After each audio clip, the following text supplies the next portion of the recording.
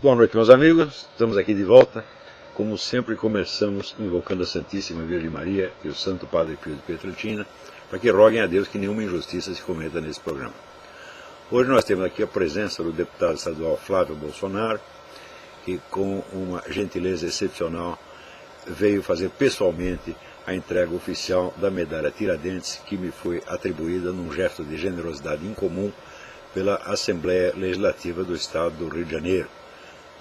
É claro que foi aprovado com alguns protestos, mas mesmo os protestos foram muito gentis. O deputado Marcelo Freixo, por exemplo, disse que era totalmente contra, mas mesmo assim aprovava, e houve o outro deputado, Luiz Paulo, que disse assim: aprovo com total discordância. Eu não sei exatamente o que é isso, mas agradeço de qualquer modo a gentileza.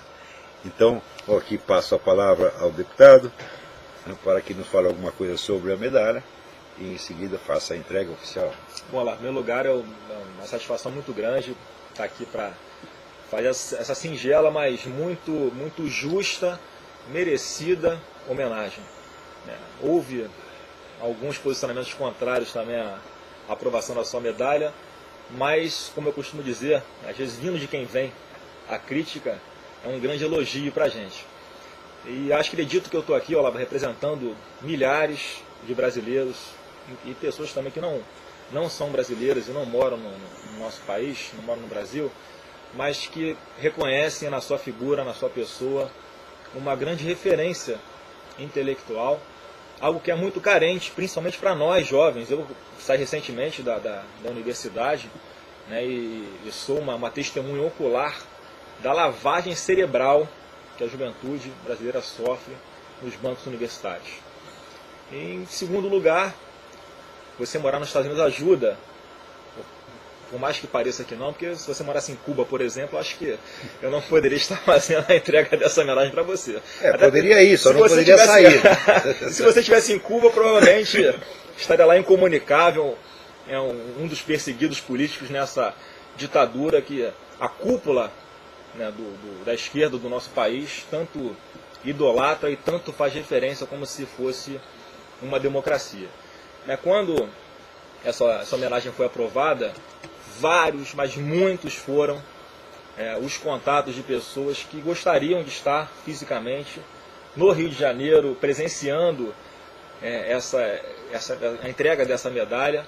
Inclusive alguns, quando eu disse que a entrega seria aqui nos Estados Unidos, queriam vir também. Eu falei: olha, não tem necessidade, a gente vai fazer essa entrega com transmissão pela internet, porque é um instrumento importantíssimo, a gente não pode abrir mão, que não sofre censura, e que nós que pensamos e nos identificamos com você, Olavo, temos a necessidade de ampliar cada vez mais esse espaço, todas as quartas-feiras, às 8 horas de Brasília, para que tenhamos uma opção, para que possamos conhecer, Olavo, um ponto de vista fundamentado, baseado, sem mentiras, com uma linguagem que todo mundo entende, que a gente não tem no Brasil. Falam tanto que vivemos uma democracia, mas a censura dos órgãos de imprensa, no tocante a vários assuntos e a várias pessoas, nos impede de ter acesso à informação qualificada, e que, sem dúvida alguma, seria fundamental para a nossa população formar o seu juízo de valor. Então, Olavo, é do coração que fiz questão de vir até aqui, para enaltecer, em primeiro lugar, a sua pessoa, em segundo lugar, os seus ideais, que são os meus ideais, que são os ideais de várias pessoas que nos assistem. Então, eu queria convidar a sua esposa para vir até aqui fazer a colocação da medalha Tiradentes no seu busto. Vamos lá. Assim, só assumir a posição e colocar a medalha no Olavo aqui, para não ver o apresentar mais. Ao contrário.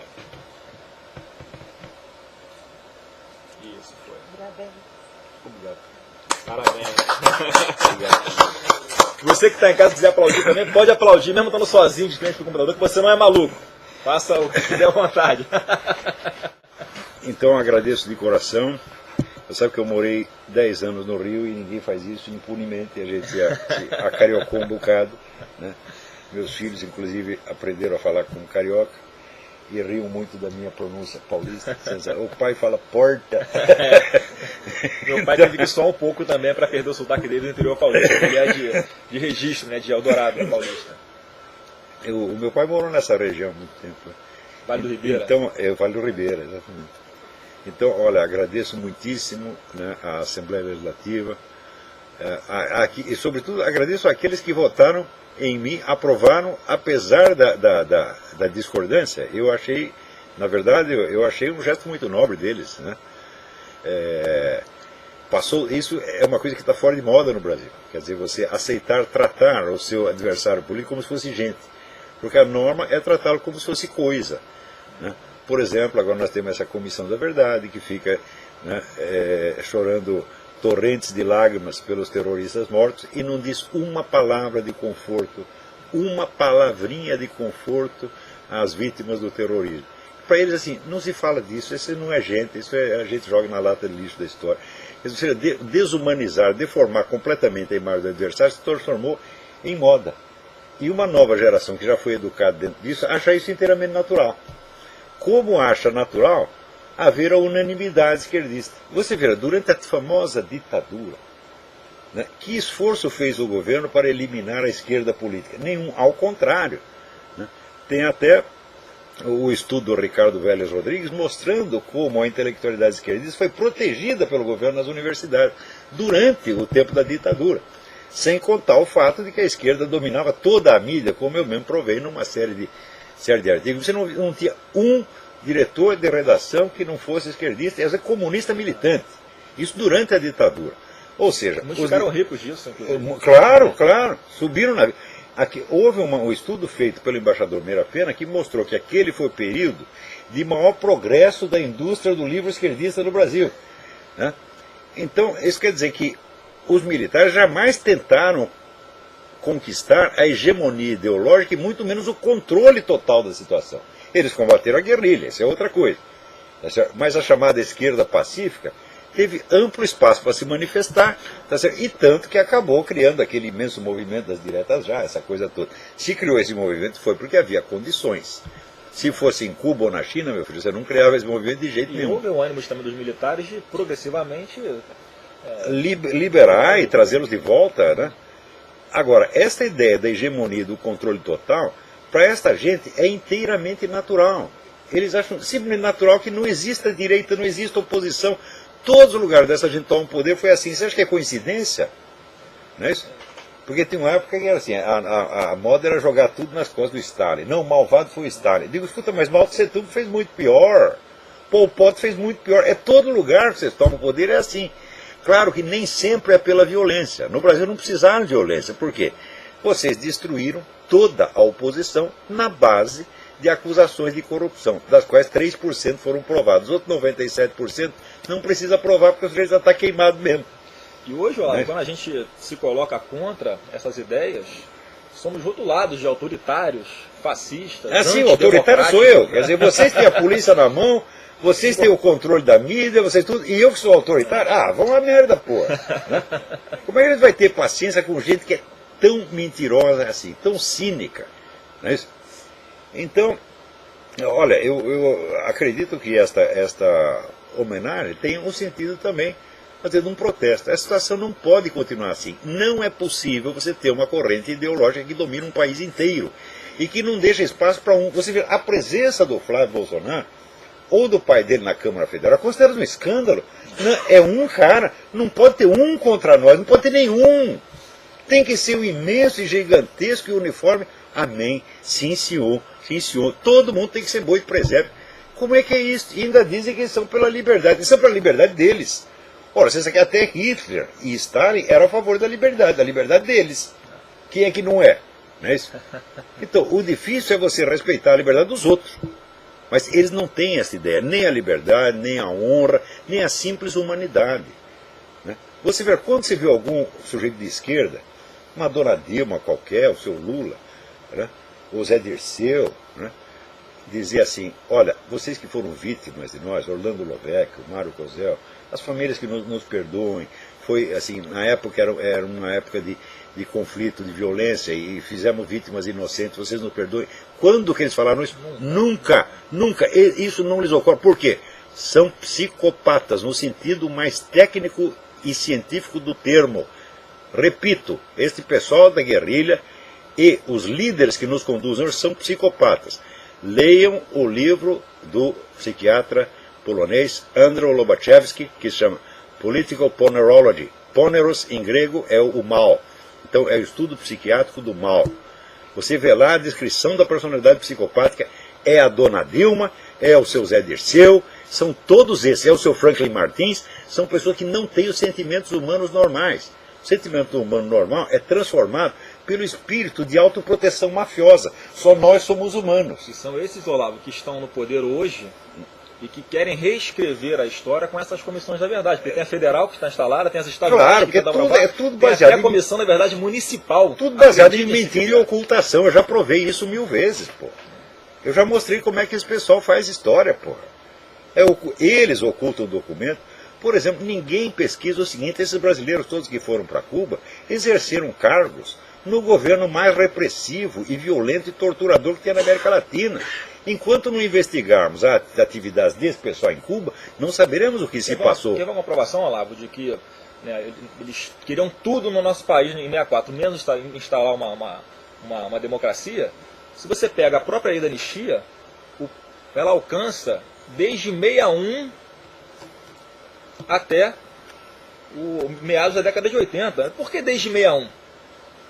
Se eles próprios dizem que o regime militar começou em 64. Guerrilha antes. Porque, então existia uma guerrilha num período que existia uma democracia. E como é que você explica então que havia toda essa orquestração, todo esse treinamento na Universidade de Pequim, na Coreia do Sul, melhor, na Coreia do Norte? Para quê? Se já existia uma democracia aqui. Obviamente vai implantar uma ditadura. Por que será que o governo chinês, o governo de Cuba, né, os maiores ditadores que tinham no mundo, estão tão interessados na democracia brasileira, em defender a democracia no Brasil? O que o Brasil tem de tão especial? Porque os caras que gostam tanto de ditadura na sua própria terra quisessem uma democracia na nossa. É uma coisa tão hipócrita, tão imbecil, que nem merece ser discutido. Né?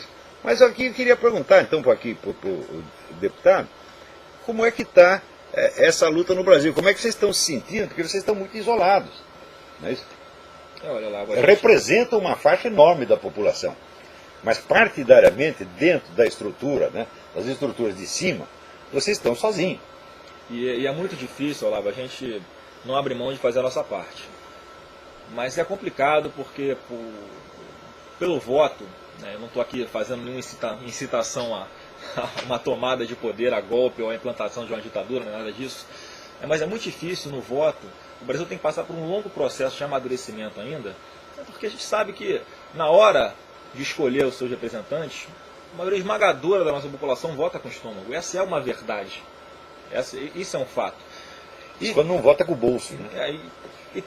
E há essa dificuldade de pessoas que têm esse pensamento, vou colocar aqui, diferente, né, porque o que a gente maciçamente, o que a gente tem acesso maciçamente por intermédio da imprensa é só essa meia-verdade, é só esse lado. O pior é que você vê que pelas pesquisas, a população brasileira é maciçamente cristã e conservadora. Mas chega na hora de votar, só tem candidato de esquerda. Então você só vota na esquerda. As pessoas que pensam de uma forma contrária não tem espaço em lugar nenhum, não tem espaço na imprensa. E aí fica a explicação que muitas pessoas nos criticam, e certamente o criticam também, Olavo, pela forma como coloca algumas discussões, porque é preciso criar o fato, chamar a atenção, chocar sobre determinados assuntos, para que isso tenha espaço na imprensa e a população como um todo tenha acesso a essa discussão. A maior prova disso é o famoso kit gay. Se não fosse uma atuação mais ostensiva do deputado Jair Bolsonaro, jamais estaremos sabendo que crianças, por enquanto das escolas públicas, a gente não sabe qual será o próximo passo, porque quando a gente diz escola particular, eu tenho certeza que a classe média e a classe alta se engaja também nessa discussão, nós jamais saberemos que havia esse incentivo à sexualidade, seja para o lado homofóbico, ou para o lado homossexual, ou para o lado heterossexual, lá, para crianças de 6 anos de idade. Eles querem fazer clientela para os pedófilos. Quem é que não percebe isso aí? Mas note bem, todo esse negócio do sex libre, liberação sexual, começou com um pedófilo que foi o Dr. Alfred Kinsey, que era um psicopata perigosíssimo. Tá certo?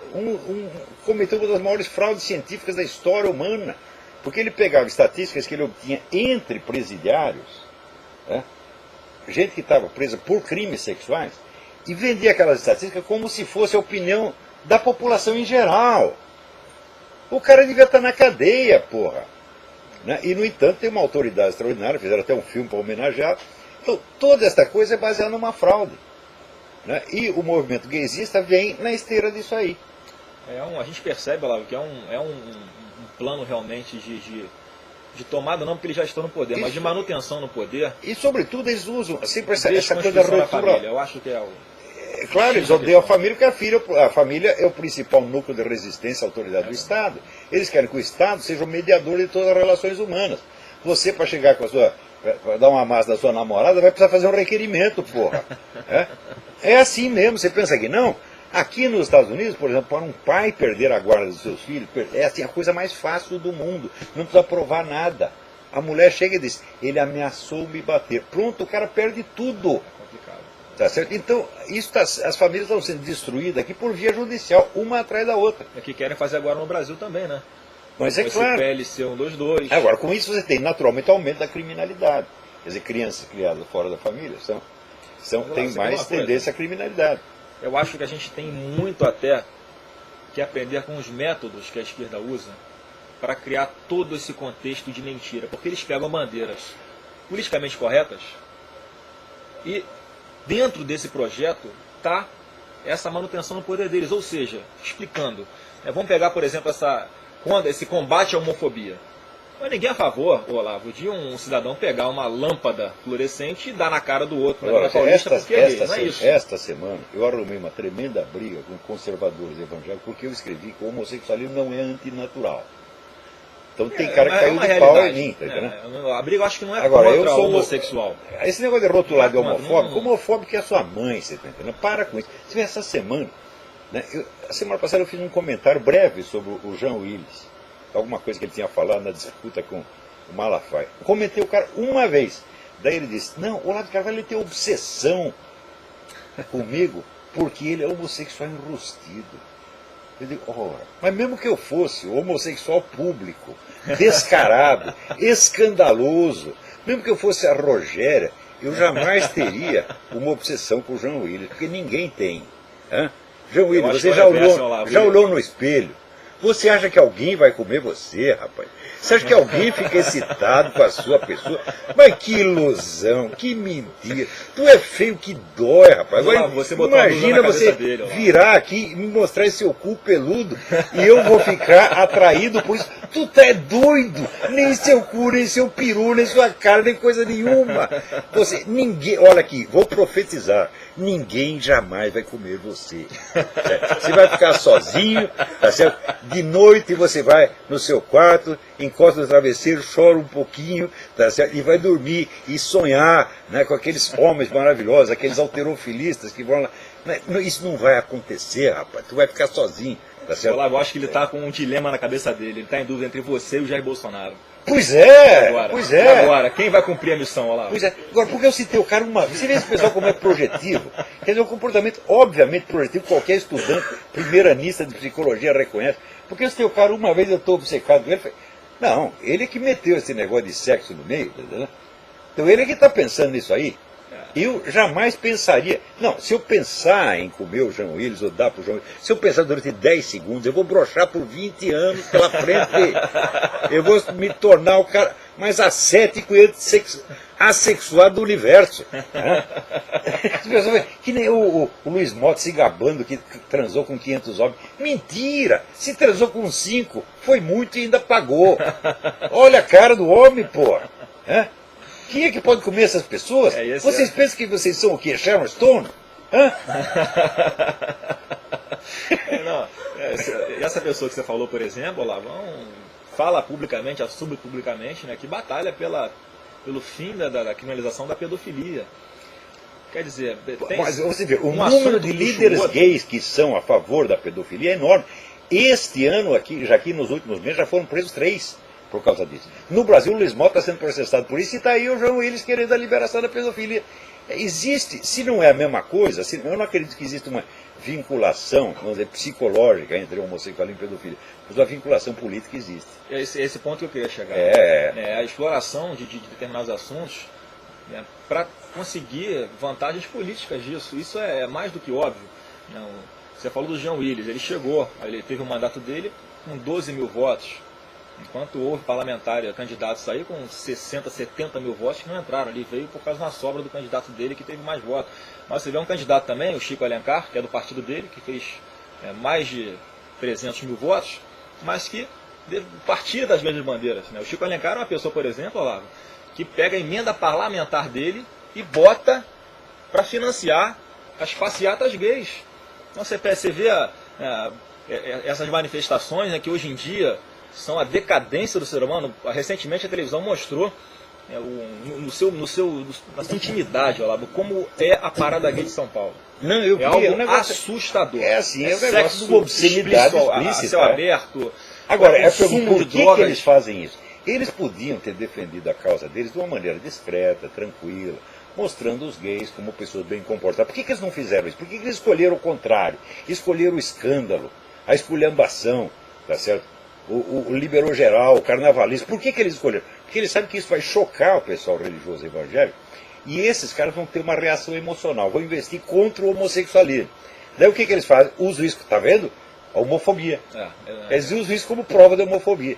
E os evangélicos, católicos, caem no engodo e ficam numa cruzada contra o homossexualismo. Eu digo, isso é besteira, meu filho. O homossexualismo existe desde a queda de Adão, e vocês não vão acabar. O que nós temos que lutar é contra essa legislação gaysista, tá certo? E não questionar a questão, botar em questão o homossexualismo em si. Isso é bobagem. Inclusive porque, olha, tem um site maravilhoso, chama Gays de Direita. Eles lá denunciam toda esta coisa de que existe perseguição homofóbica. Então, olha, essas pessoas estão do nosso lado. E acredito que a maior parte dos gays estariam do nosso lado a hora que eles entendessem a mentira constitutiva desse movimento. Tá certo? A mentira e as ambições absolutamente psicóticas dessa gente. Tá certo? Então, não tem, a luta não é contra o homossexualismo, meu filho. A luta é contra, a gente pode tirar como é contra essa ambição política monstruosa. Tudo que está tramitando no Congresso Nacional sobre esse assunto. Se você pega lá o Plano Nacional de Direitos Humanos para a Diversidade Sexual, né, que é um nome né, bonito, mas no meio do projeto está lá. É cota para professor travesti, é cota para estagiário LGBT, né, são incentivos, né, a crianças buscarem precocemente a sua sexualidade. Como eu falei, a luta não é contra o homossexual. Não, essa própria palhaçada da identidade gay. Essa imposição que a gente... Eles querem impor identidade gay como se fosse realmente uma identidade sexual, não só identidade de gênero, como eles dizem. Tá certo? Agora acontece o seguinte, o cara hétero, a mulher hétero, a identidade sexual deles já vem com a embalagem, está entendendo? Corresponde à sua identidade anatômica. No caso do gay, não. Então ele tem que criar essa identidade mediante um gestual, mediante símbolos, etc, etc. Portanto, eles têm que estar continuamente mostrando a sua excitação sexual.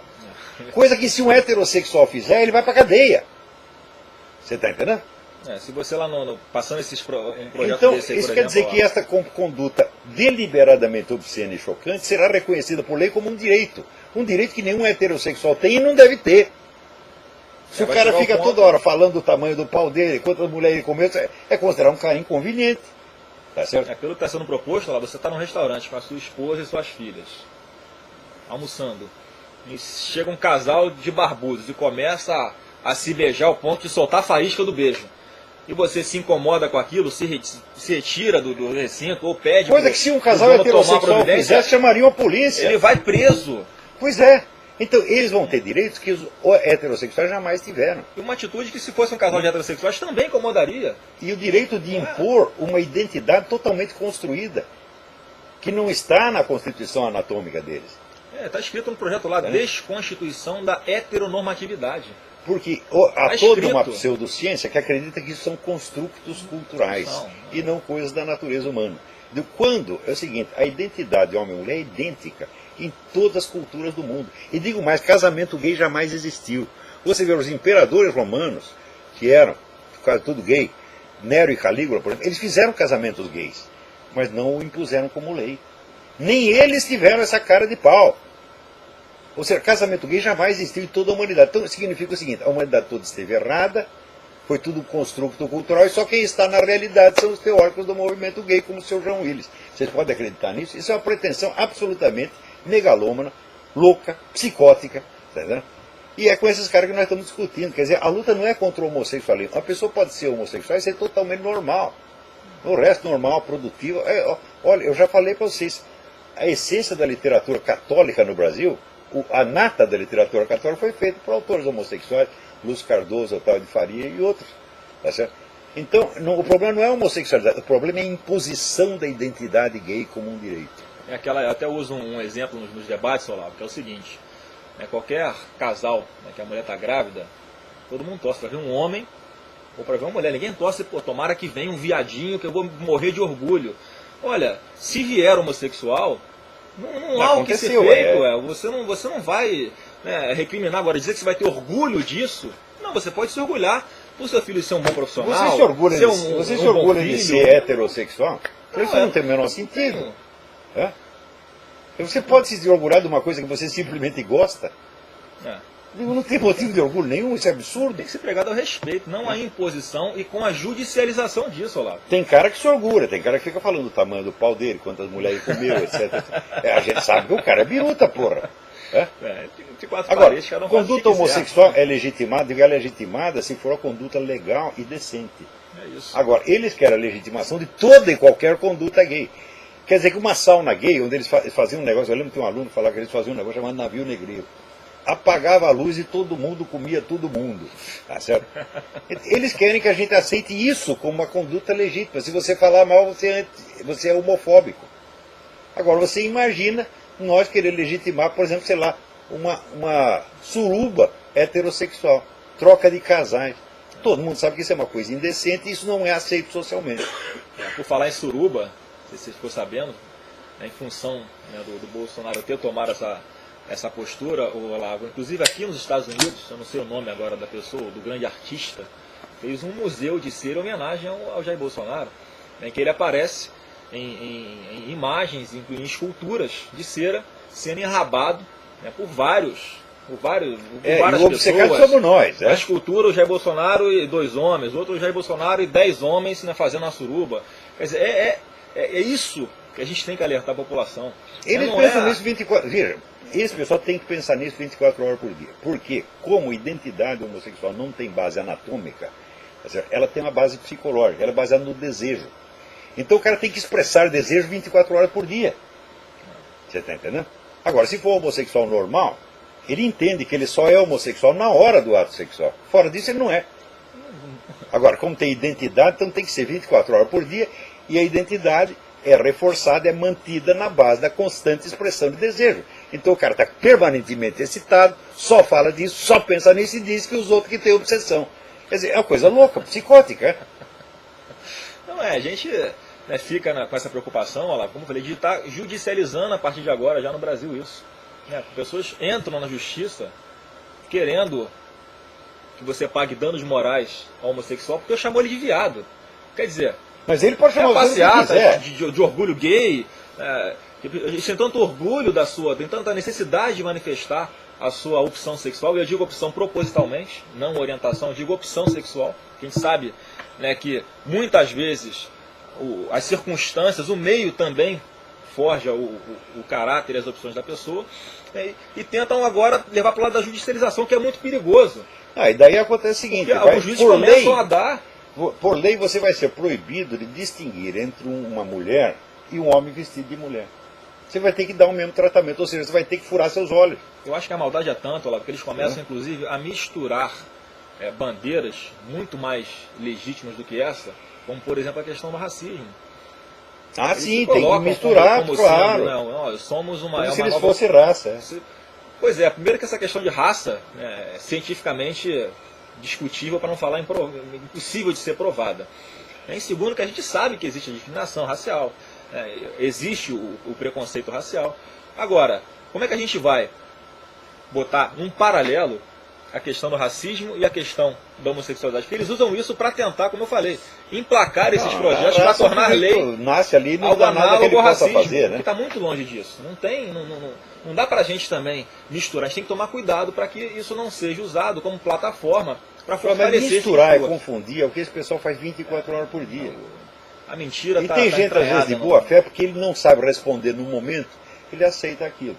Tá certo? E além disso, você tem esse bombardeio de estimulação contraditória, onde ao mesmo tempo você faz uma coisa como a parada gay, que é uma exibição de obscenidade, e ao mesmo tempo você faz a exibição, vamos dizer, de poder, inclusive, essa tremenda demonstração de poder, e ao mesmo tempo se faz de coitadinho, de vítima inerme. Ou você é o líder de um vasto e poderoso movimento popular, ou você é um coitadinho inerme. Agora, eles mostram as duas coisas ao mesmo tempo, essa é a estimulação contraditória para paralisar a inteligência do observador. Eles usam isso o tempo todo. Tudo isso, gente, foi bolado por engenheiro comportamental. Tá certo? Isso é uma estratégia psicológica de uma perversidade sem fim. E não tem nada a ver com homossexualismo, não. O que leva o sujeito a fazer isso não é o fato dele ser homossexual, é o fato dele ter um desejo psicopático de poder e de controle. Essa é a palavra-chave. A gente percebe que há toda essa manipulação, toda essa colocação dessas bandeiras politicamente corretas, e o objetivo único e final é esse, é a manutenção no poder. Sim, é colocar claro, a máquina eternizar. estatal em função dos seus interesses ideológicos e financeiros. Isso é sempre interesse de grupo, é a máfia. Você quer ver um negócio que aconteceu esta semana aqui? Todo mundo sabe que o Obama tem um projeto de aumentar imposto, né? Então está todo mundo indignado. Só que acontece que no cálculo do imposto, veja que coisa, a curriola dele, todos os milionários que contribuem para a campanha do Obama, o imposto deles vai diminuir. Eles inventaram um jeito de calcular que tem alguns privilegiados. Quem são os privilegiados? Eles mesmos. Aconteceu esta semana aqui. Esse pessoal não tem vergonha mesmo, porra. Né? Você vê o que esse cara que botaram na presidência aqui, o cara mente o tempo todo. A vida dele assim, é só mentira. E tem gente que aceita. Né? Ele diz, o Obama está me fazendo de trouxa, está me enganando, me engana que eu gosto. São tudo masoquista, pô. O Obama diz que o pai dele lutou na Segunda Guerra Mundial. O pai dele tinha 9 anos de idade na época. Né? Diz que o pai dele era pastor de cabra, era contador num escritório. Tá certo? Diz que o tio dele libertou os prisioneiros de Auschwitz. Nenhum soldado americano jamais esteve em Auschwitz, foram os russos que invadiram. E assim por dentro, a história dele é tudo inventado, tudo inventado. Não se sabe nem se o pai dele morou com a mãe durante um único dia. Parece que foi um casamento fake que eles fizeram para obter extensão de visto, de permanência. Quer dizer, é tudo. Eu estou falando só os detalhes pequenos. Né, mas até nisso o cara mente, pô. A gente percebe que no Brasil tem dá para fazer uma analogia, lá. Quando o PT chegou à presidência do Brasil, né, em 2003, eles chegaram com base na mentira também. Sim. O pessoal vai se lembrar, eles fizeram a campanha maciça contra deputados que haviam votado para acabar com o 13º salário, fundo de garantia, férias, e eles se intitulavam os grandes protetores desses direitos trabalhistas. Assim que assumiram o poder, o que fizeram? Acabaram Primeira coisa, taxaram em 11% os inativos. Os aposentados brasileiros todos começaram a contribuir com mais 11%. Mas é sempre assim.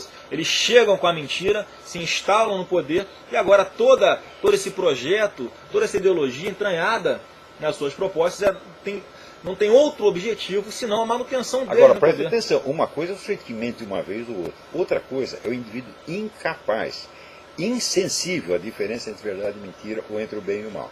Eu afirmo categoricamente a vocês, essa liderança toda é psicopática, eles não têm o sentimento do bem e do mal, eles são incapazes de ter uma simpatia sincera por um ser humano e são incapazes de levar em consideração a diferença entre verdade e mentira. São psicopatas perigosíssimos. Repito, leiam o livro do Andrew Lobachevsky que vocês vão entender o que eu estou falando. Ou então peguem uma ata dessas reuniões do Foro de São Paulo. Sim. Eles vão ver claramente como é que há toda uma união entre alguns presidentes que já estão no poder hoje na América do Sul para se ajudarem e permanecerem no poder. O retrato disso foi o que aconteceu no Paraguai. Pois é. Eu fico lamentando sempre que o Brasil se coloca ao lado da banda podre. Você vê, as Farc esta semana soltaram uma bomba que matou uma criança e feriu outras 6. Tem alguma palavrinha contra as Farc? Nada, jamais. Afago a cabeça dos filhos das putas, tá entendendo? Recebe como hóspede oficial, como o livro Dutra recebeu. É assim, porra. Então, quer dizer, quando eles fazem essa afetação de que, vamos dizer, direitos humanos, etc., isso é tudo farsa, gente. É tudo mentira. As pessoas é cínico até a raiz, você está entendendo? Não estou dizendo que são mentirosos de vez em quando. Não, eu estou falando que são psicopatas. São mentirosos compulsivos. Você pega nos fatos, não. Você pega o caso do Cesare Battisti, sobre a extradição dele para a Itália ou não. O Brasil protege um terrorista desse. E o outro queimou 2 crianças lá no atentado. Porque, amigo, faz parte do seu ciclo de amizade, se ajudam. Inclusive, você viu aqueles atletas cubanos que fugiram. Cuba deve ser maravilhoso de morar. Tentam sair de lá remando em cima de um tronco. Os caras preferem enfrentar o tubarão. Os atletas fugiram para cá e o Brasil não, manda vir o tubarão. Tá aí a DGI atrás de mim, tá a DGI o tubarão, eu prefiro o tubarão, porra. Né? Então, eu lamento bastante, eu vejo até com pouquíssimas expectativas de futuro, pensando no nosso país, porque é o tempo todo, é o Brasil se alinhando aos pensamentos do Hugo Chávez, pegando a democracia cubana como referência. Eu canso de ouvir nos debates que participo que Cuba é um país que oferece educação para os seus cidadãos. Olha, oferece educação, todos são alfabetizados e são catequizados, tá certo? E não tem a menor possibilidade. A formação universitária que os caras têm, você vê esses médicos cubanos, chegam no Brasil, nenhum passa no exame, pô, não estão qualificados para isso. A medicina cubana é uma merda, tá certo? Aquilo é uma fábrica de cadáver, porra. Eu já conversei com um cubano exilado, falei como é que é o serviço, como é que era o serviço médico lá. O cara descreveu horrores. Além disso, tinha um cubano lá no Rio Grande do Sul, né? Nós levamos ele numa churrascaria para almoçar. Quando terminou, ele disse, olha, hoje aqui eu comi mais carne do que durante toda a década de 90 em Cuba. Carne lá é só para nomenclatura, é só para elite, porra. Né? A coisa é muito braba, porra. Você diz que Cuba não tem prostituição. Não, não tem prostituição porque todas as mulheres se dedicam a esse ofício. Todas as mães de família, elas têm que fazer isso. Então elas dão para o turista em troca de um maço de cigarro, de $5. Né? Você vê, se o salário é $30, $5 uma trepada, porra. É um dinheirão, né? É assim a condição de vida em Cuba, porra. A gente não vê, né, ninguém dessas pessoas que se dizem democráticas, que lutaram contra a ditadura militar, se rebelaram, falaram alguma coisa contra a ditadura cubana. Eles não têm sequer dó dessas pessoas que não têm sentimento. Afirmo para vocês, gente como Zé Dirceu, Lula e Dilma não têm sentimentos humanos. Eu afirmo categoricamente, são psicopatas no sentido estrito e técnico do termo. Vocês estão brincando com isso, gente. Porque psicopata não é que nem um louco doente mental, que você percebe a coisa na conduta. Não, psicopata você só identifica quando ele apronta uma, que você não esperava. Mas esses já aprontaram 500. Você vê o Lula quando vê o negócio do mensalão, fala, não tem problema, que vai prescrever, a justiça é lenta. Comportamento tipo de mafioso, de gangster, pô. Impressionou o Zé Dirceu conclamando a sociedade, principalmente os estudantes da Uni, a irem para as ruas, se manifestarem contra o julgamento do mensalão. Pois é. Olha, então tem gente lá que é capaz de ir.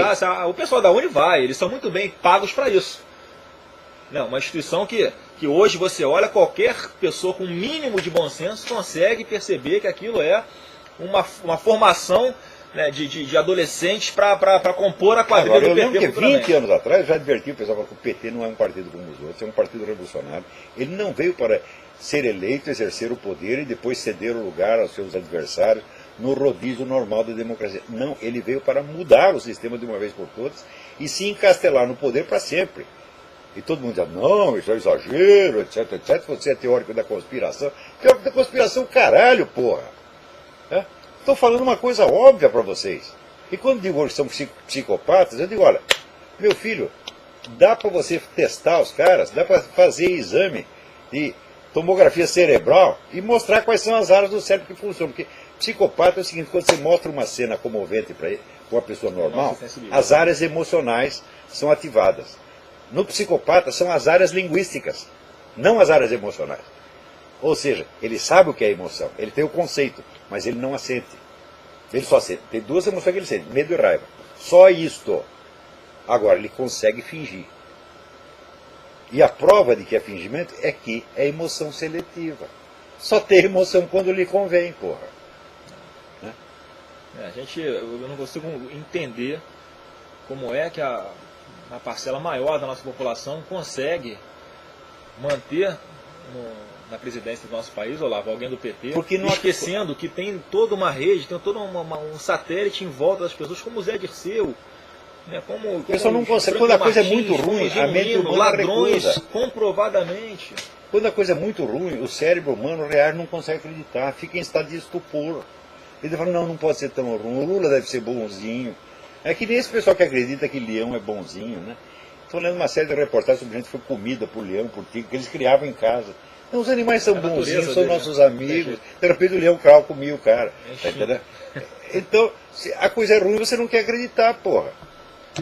A gente tem essa, como eu falei, acaba ficando um pouco isolado, porque a gente não tem, Olavo, né, por parte da imprensa, eu estou generalizando, lógico que há exceções, não tem dinheiro, pô, essa que é a verdade. Espaço para você debater essas ideias, né, que hoje quem está nos assistindo tem oportunidade, Olavo, quem ainda não nos conhecia, né, que vai poder, a partir de agora, acompanhar semanalmente os seus programas e ter pelo menos acesso a essa outra visão. Quanto eu ganho para fazer esse programa? Não ganho nada, só tem despesa. Quanto eu ganho para fazer o Mídia Sem Mais? Não ganho nada, só tem despesa. Pago do meu bolso aquilo lá. Tá, né? Então, graças a Deus, tenho alunos, eu não pago, tenho emprego no jornal. Então, com o meu dinheiro pessoal, sustento isso aí. Não há nenhum interesse por trás, não há nenhuma organização partidária ou ONG ou qualquer coisa por trás. Tem ninguém por trás. Né? Então, é a iniciativa individual que ainda tem alguma força contra isso. Porque esse pessoal tem todo o dinheiro do mundo. Né? Eles são os donos do dinheiro, vocês não perceberam ainda, não?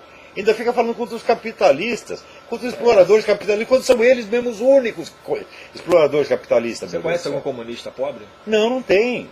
E sobretudo aquilo que eu te perguntei. Você conhece algum comunista que quer fazer a revolução comunista? Depois que vier o comunismo, eu vou voltar para casa para ser um trabalhador. Nenhum. Todos querem ir para a nomenclatura. Claro, não são trouxa, porra. Agora, eu quero ser membro da nomenclatura? Eu não. Eu estou feliz com o que eu faço, eu não tenho nenhuma ambição de ser mais do que eu sou, estou contentíssimo, cheguei no topo da minha carreira, não quero subir mais um degrau não, está muito bem, só quero fazer mais daquilo que eu estou fazendo. Eu não quero ser deputado, não quero ser senador, não quero ser presidente da República, não quero ser presidente de coisíssima nenhuma, a não ser do Inter-American Institute, do qual eu já sou presidente, porque fui eu mesmo que inventei. Tá certo? Eu mesmo inventei, eu mesmo me nomeei presidente e pronto, acabou.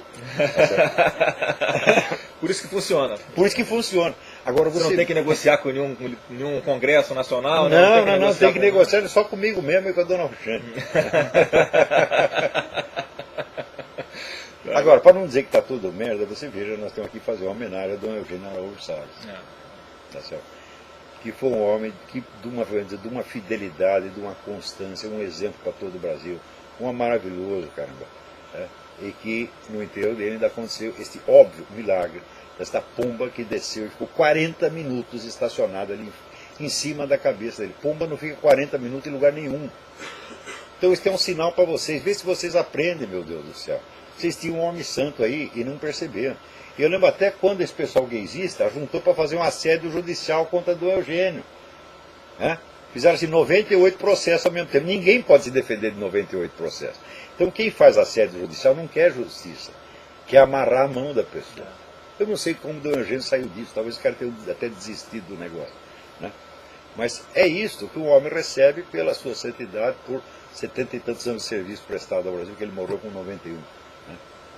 Então, é isso aí, que Deus o receba e que lhe dê, né, o prêmio dos seus méritos incontáveis.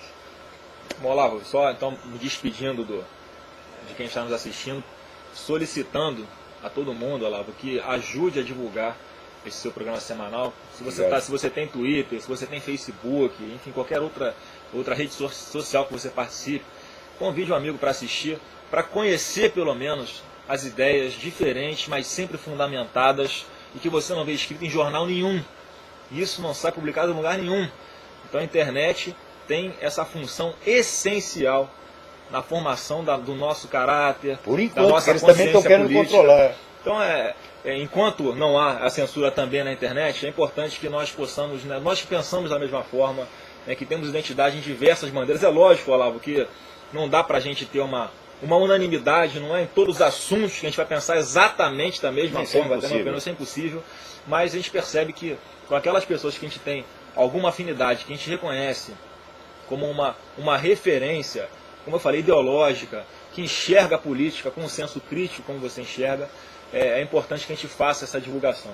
Foi isso, na verdade, até que me moveu, Olavo, a vir até aqui para, lançando mão desse instrumento que você criou, né, que tem certeza é assistido por milhares, né, não sei se por milhões de pessoas, mas por bastante gente, é que isso faz parte de um processo de amadurecimento político. As pessoas começarem a enxergar coisas que não vão conseguir enxergar nunca se basearem apenas nos jornais, em revistas, em periódicos, né, que, como eu falei, que são dominados, né, que as pessoas são donas desses veículos e jamais vão deixar que se coloquem ideias contrárias ao seu projeto de poder, para que essas ideias nunca vão chegar até a consciência da população. Então, é com muita satisfação que eu pude ser o instrumento de fazer essa singela homenagem. Eu espero que isso ajude a população, não só do Rio, mas a brasileira, a ver política de uma forma diferente. Então, que esse seu trabalho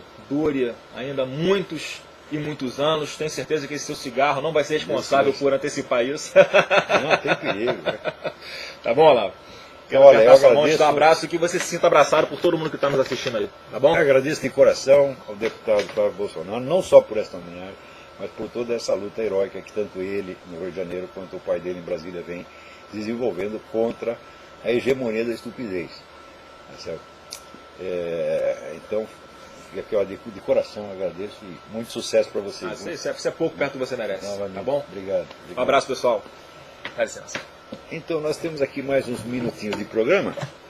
E. Peraí, tem alguém na linha. Alô, quem é? Alô, Olavo? Eu? Tudo bem? Fale alto. É Alexandre. Alexandre, tudo bem? Olha, eu no site da OAB, Observatório da Corrupção. Eu não estou ouvindo você. Está muito baixo. Você conhece o Observatório da Corrupção? Observatório da Corrupção. Eu já ouvi falar, mas nunca. Tem um site na internet? É o site na internet. Eu vou procurar. Observatório da Corrupção.oab.org. Todo mundo tem que entrar lá e reportar aquilo que ele sabe. Ótimo, ótimo. Eu vou examinar esse site e a semana que vem prometo anunciar aqui com mais detalhe. Muito obrigado pela dica. Ok. Ok. Agora tem uma coisa aqui que eu preciso comentar. Seguinte, tem um camarada que era um agente, um desertor do serviço secreto do Irã. Ele disse que ele deu uma entrevista aqui, está escrevendo vários artigos, informando o seguinte: existem 40 mil agentes do Irã no hemisfério ocidental. Metade deles estão na América Latina e muitos no Brasil, intimamente associados a essa turma de Foro de São Paulo. Tudo preparando o momento de entrar em ação, quer dizer, estão preparando a guerra mesmo, tá certo? Então, se até a quinta coluna iraniana já está aí com a colaboração do Foro de São Paulo. Presta atenção que ainda vai ter novidades, né, a esse respeito.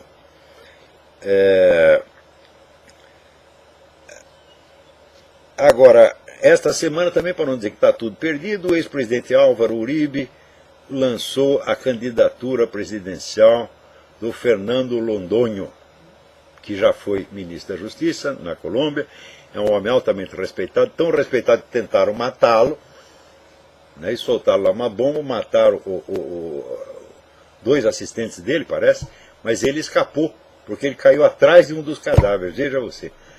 Então, está aqui, já votei em Fernando Londoño, tá certo? Não sou eleitor na Colômbia, mas espiritualmente vou votar. Conheço Fernando Londoño, é um homem muito honrado, muito sério, muito capaz, tá certo? E depois desse fiasco que foi o João Manuel Santos, é preciso eleger alguém que seja fiel à política iniciada pelo presidente Álvaro Uribe, que é aprovada por 90% da população da Colômbia.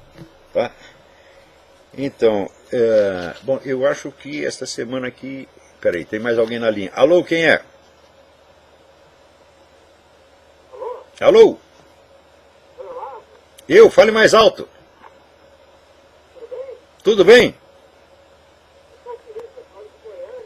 Como é o seu nome? Felipe, eu falo de Goiânia. Felipe de Goiânia, tudo bem? Tudo jóia.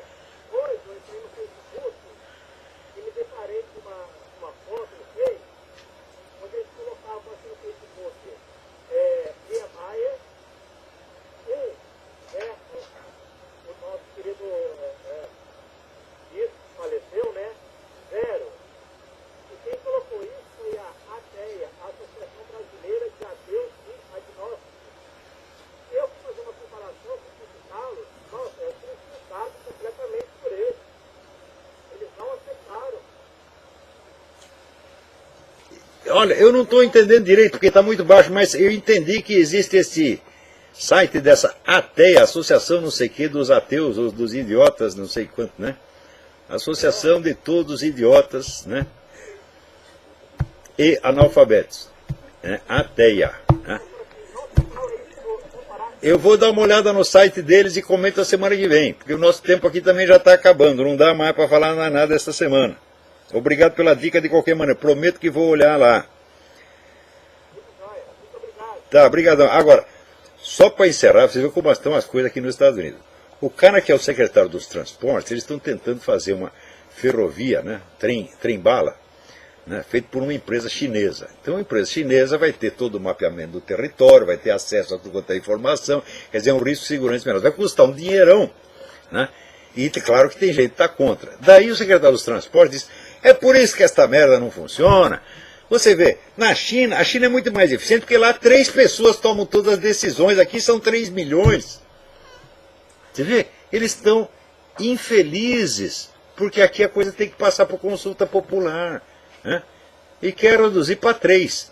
Né? Seria o Obama, o Eric Holder e provavelmente a dona Michelle. Né? E vão mandar no país. E o cara tá tristinho porque isso não aconteceu. O sujeito faz a declaração, a apologia da ditadura aqui. Né? Ainda tem gente que acha que é força de expressão. É como o Hitler, quando disse que ia matar todos os judeus, que não, ele não vai fazer isso, é força de expressão. Né? O Lenin, o pessoal na Europa dizia, não, ele não é comunista, não, ele só está se fazendo de comunista, na hora que ele vai ficar bonzinho. Sei, conheça essas histórias. Essa é a história do senta que o leão é manso. Hein? Vocês sabem a história, né? O nego foi no circo, o circo estava cheio, ele sentou entre 2 tábuas, o saco dele ficou bem ali no meio. Então, de repente, o leão escapou da jaula, todo mundo saiu correndo, e eles, senta que o leão é manso. Né? Então, esta é a psicologia de muita gente no Brasil. Tá? Então, olha, muito obrigado novamente por essa homenagem, muito obrigado à Assembleia Legislativa do Rio de Janeiro, a todos que votaram a favor, mesmo não gostando. Né? Então, até a semana que vem, muito obrigado.